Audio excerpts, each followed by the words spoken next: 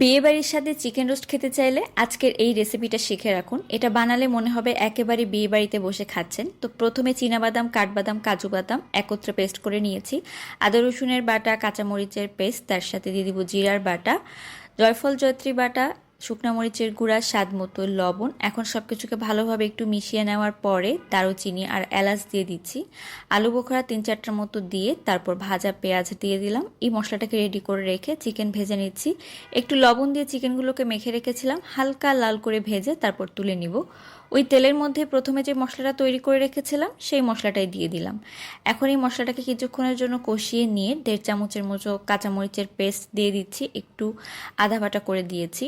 তো আবারও একটু সব কিছুকে মিশিয়ে নেওয়ার পরেই টমেটো সস দিয়ে দিচ্ছি। এখানে প্রায় আছে 1.5 টেবিল চামচের মতো। এখন ভেজে রাখা চিকেনগুলোকে দিয়ে দিব। কিছুক্ষণের জন্য ভালো করে এটাকে কষিয়ে নেওয়ার পরে দিয়ে দিব এখানে টক দই।